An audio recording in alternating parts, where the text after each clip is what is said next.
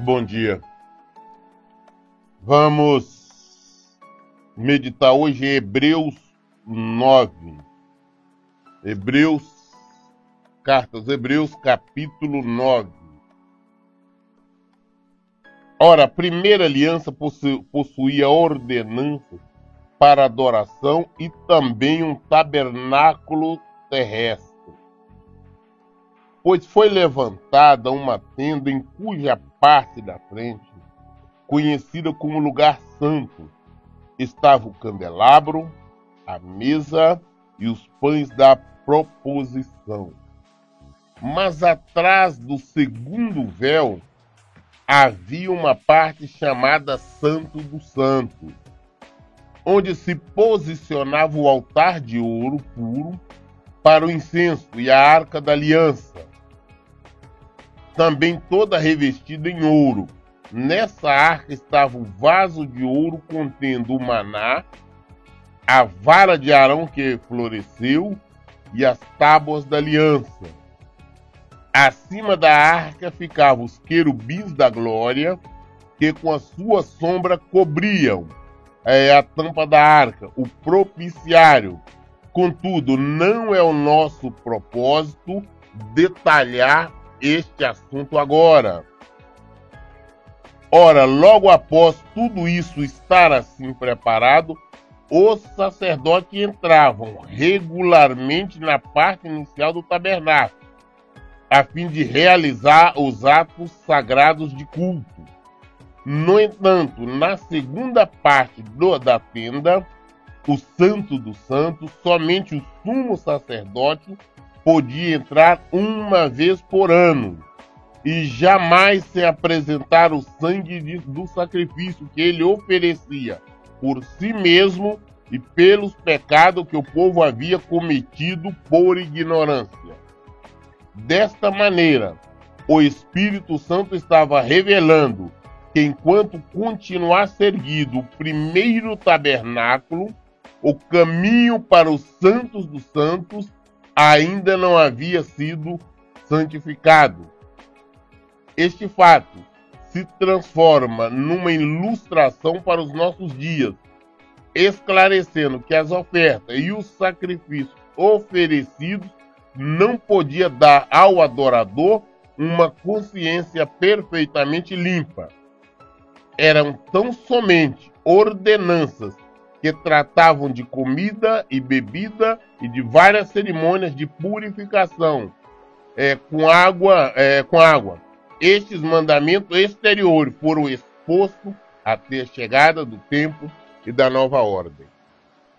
O autor dos Hebreus está expondo, trazendo à memória como era o templo, como era o tabernáculo inicial, que foi feito lá no deserto, os ritos mosaicos, e que eram imperfeitos.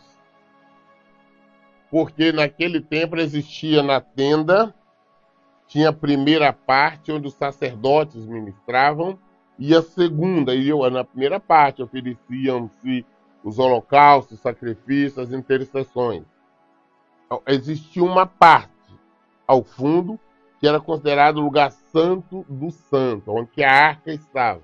Ali só se entrava uma vez por ano, e assim mesmo não todos os sacerdotes, mas somente o sumo sacerdote, ou seja, o líder dos sacerdotes. Uma vez por ano, ele ia oferecia sacrifício pelos seus pecados e do povo. E a coisa era tão séria que este sacerdote, quando entrava com as vestes exigidas, né, ele tinha no cinto, na cintura, vários sininhos, vários sinos. E também ele entrava com uma corda amarrada na cintura dele. Porque quando ele entrava lá no Santo dos Santos, se ele tivesse algum pecado, o sacerdote morria lá mesmo. E como no Santo dos Santos só podia entrar o sumo sacerdote, eles puxavam ele pela corda, porque não podiam entrar lá para trazer, para buscar o cadáver. Então a função dos sinos era para perceber que enquanto os sinos estavam fazendo barulho, se movendo, sabia então que o sumo sacerdote estava vivo. A seriedade da coisa era desta maneira. Então ele entrava, enquanto todo mundo via que o sino estava balançando, sabia que o sumo sacerdote estava vivo. Parou tudo, e com certeza ele teria morrido, então puxava-se pela corda. Mas o que ele estava falando? Porque no Santo do Santo só podia entrar o sumo sacerdote. Então todos aqueles sacrifícios, holocaustos que faziam, não resolviam.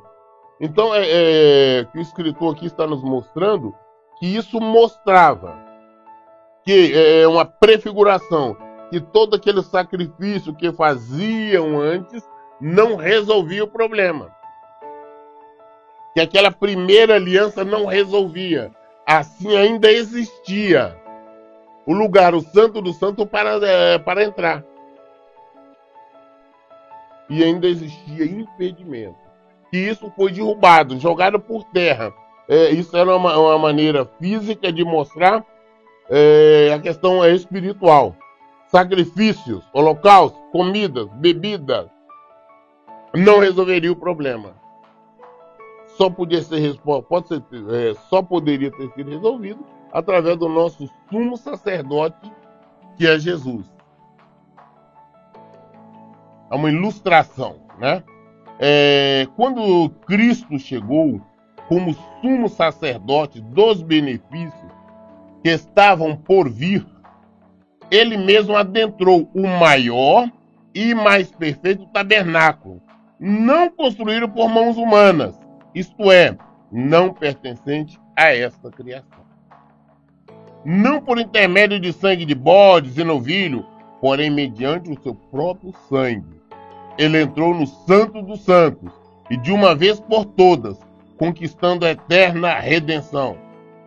Portanto, se o sangue de bodes e de touro e as cinzas de uma novilha espalhadas sobre os que estão cerimonialmente impuros os santifica, de forma que se tornam exteriormente puros, quanto mais o sangue de Cristo, que mediante o Espírito eterno se oferece de forma imaculada a Deus, purificará completamente a nossa consciência de comportamentos que conduzem à morte, para que sirvamos ao Deus vivo.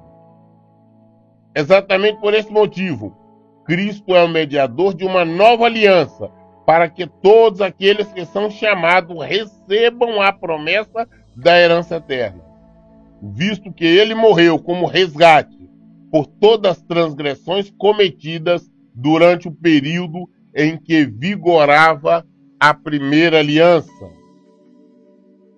No caso de um testamento, é imperioso que se comprove a morte daquele que o determinou. Porquanto um testamento só tem validade legal após a confirmação da morte do testador, considerando que não poderá entrar em pleno vigor enquanto estiver vivo quem o fez. Por esta razão, nem a primeira aliança foi sancionada sem sangue, tendo em vista que depois de proclamar todos os mandamentos da lei a todo o povo, Moisés levou sangue de novilhos e de bode, e também água, lã vermelha e ramos de esôfamo, e aspergiu sobre o livro toda a população, declarando: este é o sangue da aliança a qual Deus ordenou para obedecerdes.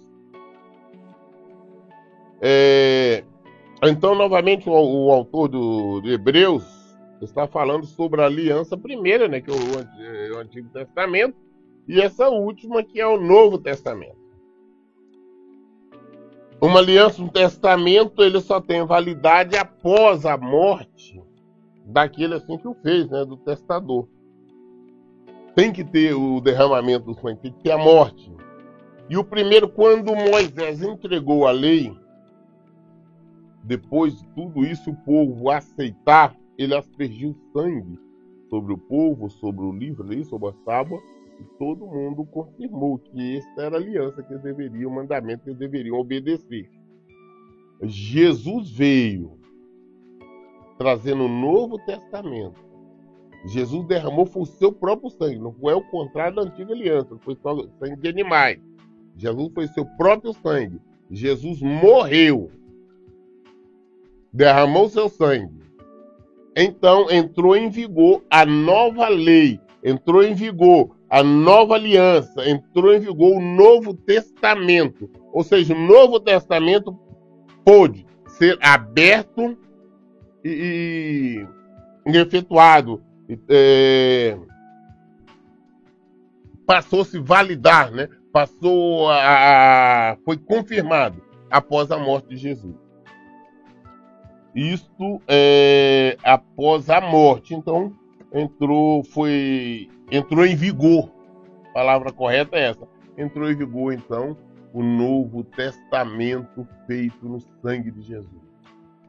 Como ele mesmo disse, quando nós participamos da ceia, nós repetimos isso. Esta é a nova aliança feita no meu sangue. Jesus.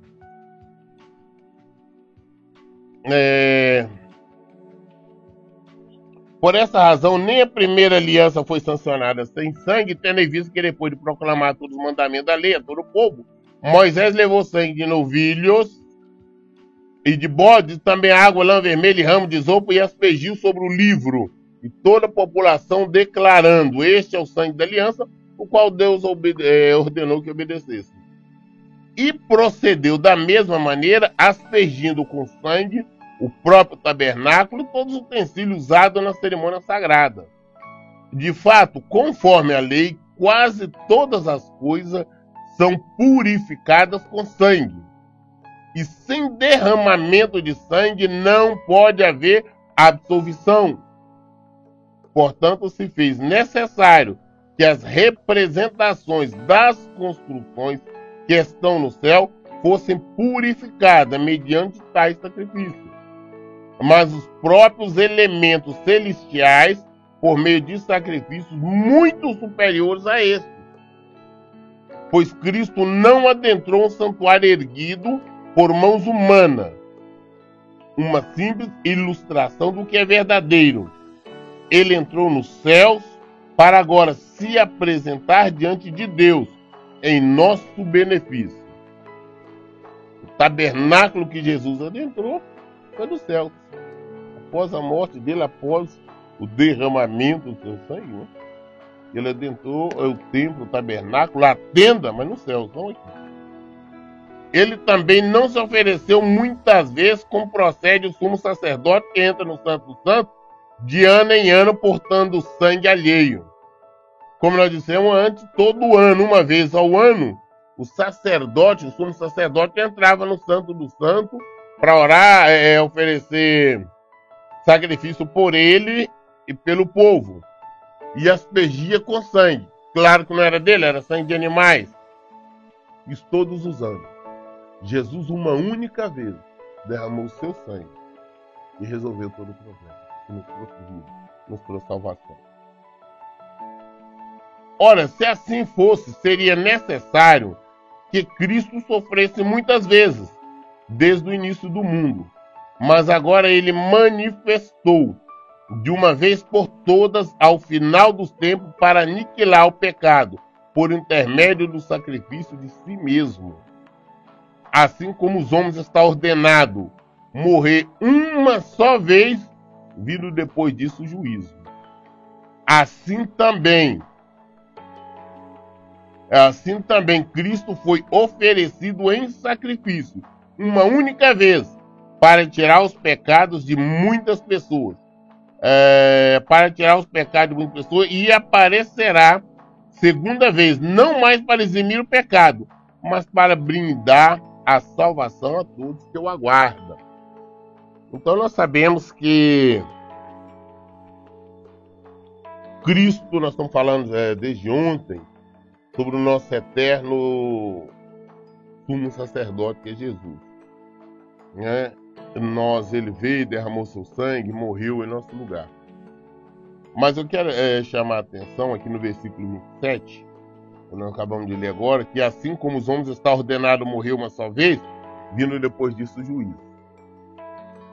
os espíritas, né, os espiritualistas e outras religiões, pessoas, tem um ato que queria afirmar: ah não, fulano morreu, a pessoa está no pecado, ele vai morrer, ele está no erro, para reencarnar, para ser lapidado, para esse tipo de coisa. Ah não, ele está dessa forma porque a encarnação passada foi isso. Ele está assim porque na encarnação as pessoas têm o hábito de dizer: ah não, foi eu fiz um exame, esqueci o nome da palavra, e eu descobri que no passado, na outra vida, eu fui um rei, eu fui uma rainha. É interessante que em poucos casos, às vezes, as pessoas falam que foram um ladrão, foram bandido. Geralmente foram rei, foram rainha, regressão. Né? Tem pessoas que estão fazendo regressões. Ah não, que a próxima vida eu vou ser assim. Não existe, não houve uma vida anterior para nós e nem existirá uma outra.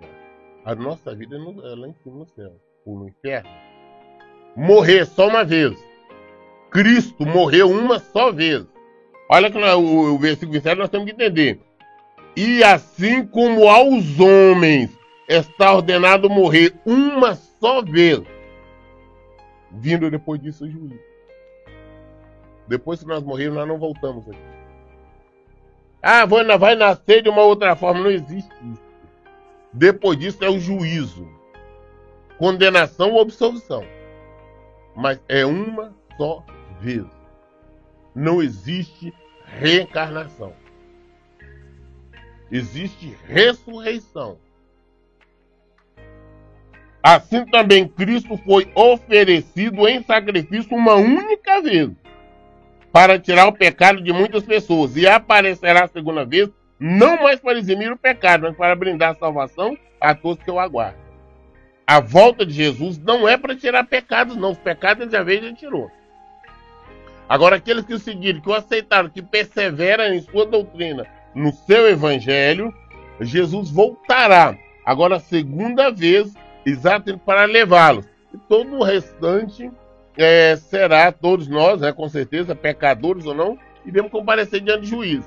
Uns para absolvição, outros para condenação. Mas morrer é uma só vez. Jesus morreu uma só vez, ele não morre mais. Nós também, quando morrermos, uma só vez. Depois nós vamos para o inferno, para a salvação. Mas uma só vez. Hebreus, capítulo 10. Assim, considerando que a lei oferece somente um vislumbre dos plenos benefícios que hão de vir, e não exatamente a sua realidade, jamais poderá, mediante os mesmos sacrifícios repetidos, ano após ano, aperfeiçoar os que se achegam para adorar. Se não fosse assim, não teriam cessado de ser oferecidos. Porquanto, se os adoradores tivessem sido purificados de uma vez por todas, não mais se sentiriam culpados dos seus pecados. Eu não consigo realmente entender bem como tem e teimam em praticar o Antigo Testamento. Os sacrifícios foram eliminados. Hoje nós não vemos ninguém oferecer, matar bode, carneiro, cabrito, constantemente está oferecendo. Porque foram eliminados, não existe mais isso. O sangue foi oferecido somente uma vez de Jesus. Mas eles temem buscar alguma coisa na antiga lei que os favoreça. Mas não querem praticar a lei integralmente. É um falso cristianismo que as pessoas vivem. Eles buscam lá na lei, lá em Levítico, vêm trazer alguma coisa lá em Deuteronômio, mas eles não vêm buscar a graça. Eles deveriam então seguir todos os rituais da lei. E a palavra de Deus nos fala que aquele que não praticasse toda a lei era maldito. Então estão várias pessoas que se dizem evangélicos cristãos estão conduzindo muitos à morte.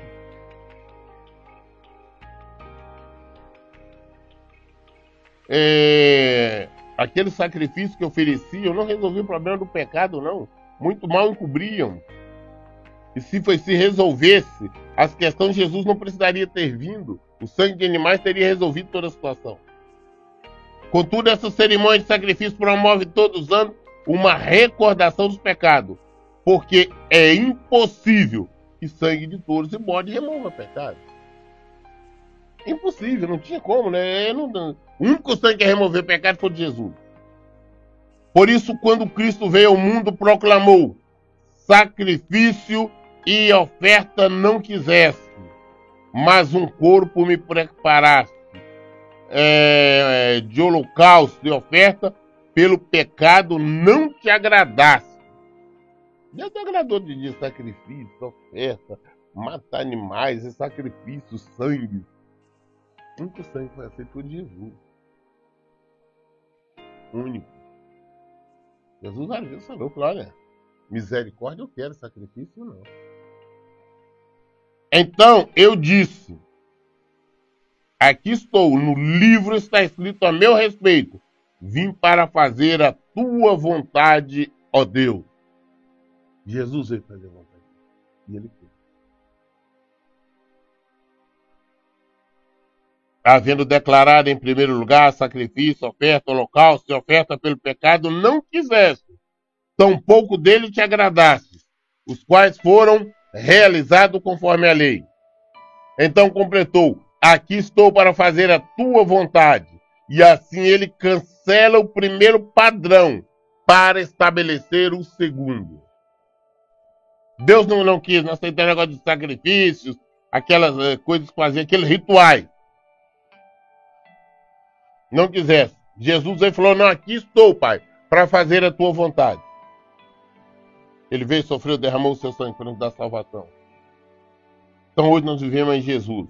Quando alguém está buscando praticar uma lei, aquela lei antiga, aquela lei que não existe mais, aquele testamento que foi extinguido, está simplesmente pisando no sangue de Cristo. E pisar no sangue do Filho de Deus não tem perdão. Jesus disse, aqui estou. Então completou, aqui estou, vim para fazer a tua vontade. Assim ele cancela o primeiro padrão para estabelecer o segundo. Foi cancelado. E por essa determinação fomos santificados por meio da oferta do corpo de Jesus Cristo, feito de uma vez por todas. Ora, todo sacerdote se apresenta dia após dia para exercer os seus deveres religiosos que nunca podem remover os pecados. Jesus, no entanto, havendo oferecido para sempre um único sacrifício pelos pecados, assentou-se à direita de Deus, aguardando daí em diante, até que seus inimigos sejam submetidos por estrado dos seus pés. Porquanto, como uma única oferta aperfeiçoou por toda a eternidade todos quantos estão sendo santificados.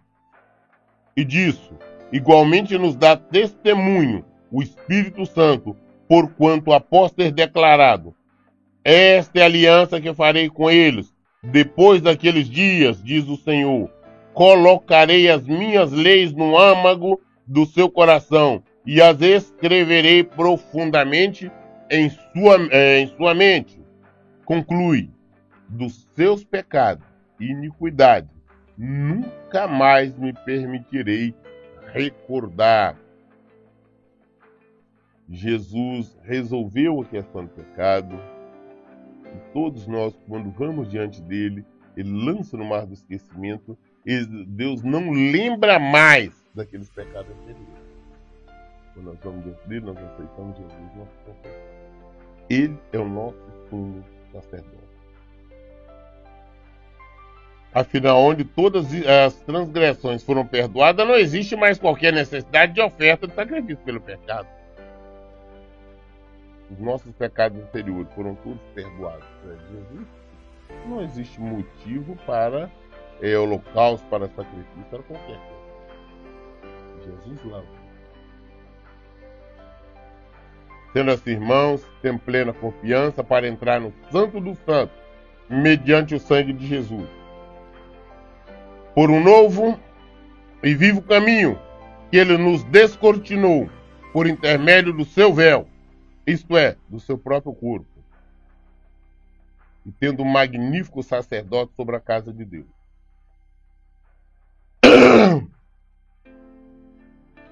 Portanto, acheguemo-nos a Deus com um coração sincero, com absoluta fé, com a absoluta certeza da fé, tendo os corações aspergidos, para nos purificar de uma consciência culpada e os nossos corpos lavados com água pura.